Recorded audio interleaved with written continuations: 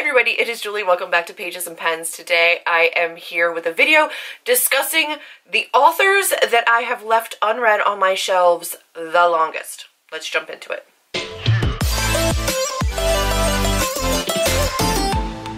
I have a stack of books here. Some of these are by the same author, but essentially what I have are the books that I think have been on my shelves the longest that are by authors I've never read before. I have a ton of books on my shelves that have been there for a really, really long time, but I've at least read from the author before. I have a ton of Sanderson, haven't gotten to, but I've read Sanderson before, so that doesn't count. These are all books that I have. In the majority of these cases, I have more than one book from this author.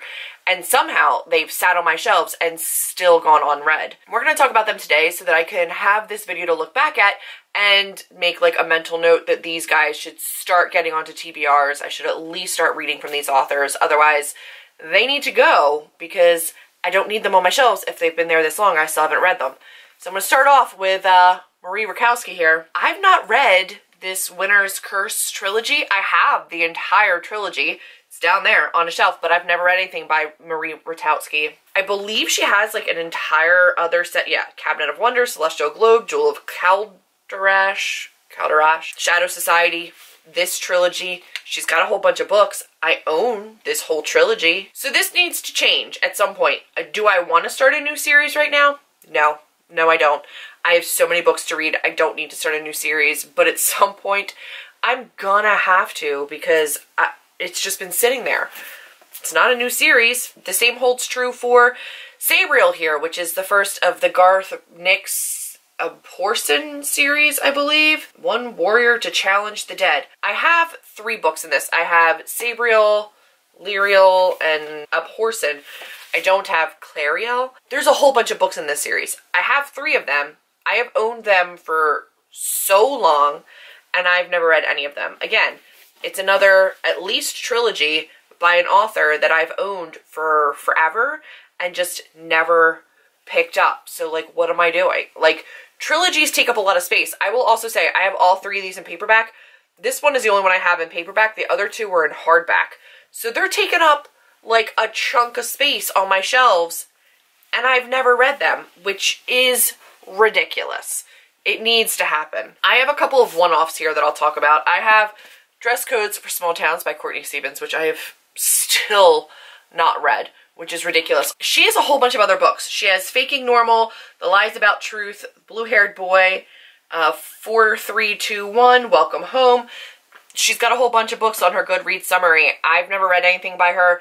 This has been sitting there for a little while. I want to say I got this for my birthday, so like not the longest. And it's been on like multiple TBRs and I still haven't read it. So at some point, this for sure needs to happen. I know I'm going to love it. I just haven't gotten to it. And then I have All the Birds in the Sky by Charlie Jane Anders, who I have not met officially, but I've seen at like a book con. It's like hard to miss because she's got like this brilliant pink hair. This one is one that I wasn't 100% sure about. And then I realized that it was about magic. An ancient society of witches and hipster technological startups are going to war. I'm sorry. What? Yes.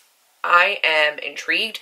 A battle between magic and science rages in San Fran. I want this in my life. I don't understand why I haven't read it yet. Extraordinary, heartbreaking exploration of growing up in a world filled by cruelty, scientific ingenuity, and magic. And I believe that Charlie Jane Anders is coming out with a new book soon, or has. Like, they definitely have other books, and I just still haven't picked this one up. I got this on Book Outlet, I want to say, a really, really long time ago. There's no excuse for not reading these. Then I have these 2 books. So This Song Will Save Your Life by Lila Sales has been on my shelves for forever. And then I recently picked up Tonight the Streets Are Ours by Lila Sales. That is another one of her novels. This one hasn't been on my shelf this long.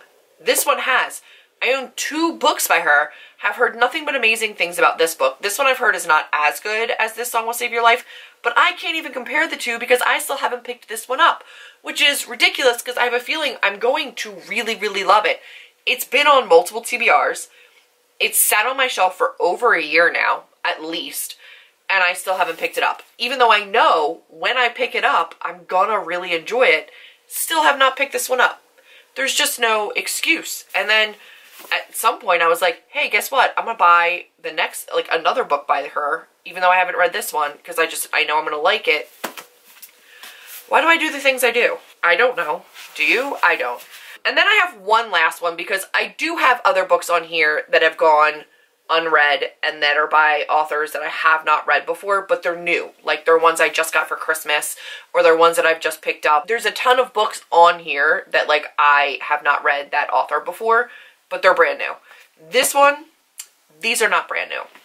It's K.A. Tucker. I have owned He Will Be My Ruin and Until It Fades for a really, really long time. Until It Fades and He Will Be My Ruin are both book outlet order books that I got a long time ago. And then Melanie sent me The Simple Wild for Christmas, which is amazing. I now own 3 K.A. Tucker books, and I have not read a single K.A. Tucker book. At some point, I was like, hey, I've seen these around enough. I've heard this author's name thrown around. I'm going to pick these guys up on Book Outlet. Fantastic, cheap, affordable, great. This one came on my radar because Mel loves it. Here's the thing, like, I should read their backlog before I start going into, like, their newest work. But also, I have 3 of their books and I've never read them. And it's not like it's a trilogy. It's not like, oh, I like the premise of that trilogy, I'll buy the whole thing so I can binge read it. These are standalones that I decided I wanted to read and then haven't. This one says, a modern Cinderella story that will make you hope again. This one says, smart, sexy thriller. This one is about the Alaskan bush and some kind of romance. It's like smexy, thrillery. I don't understand how I haven't gotten to her books yet. I need to start putting them on TBRs because it's insane that I have not read anything by her yet, but own multiple books of hers along the same lines as, like, Lila Sales. Lila Sales, I think. This is everybody that I just had looked at my shelves and I was like, this is absurd, Julie. Like, you need to start getting to some of these. I need to start getting to these guys. Like, this is insane. This is 6 authors that comprise at least a dozen books, and I still haven't read any of them yet. I don't understand myself. These are guys that if you don't start seeing on TBR soon, I give you permission to call me out because I need to start getting to them.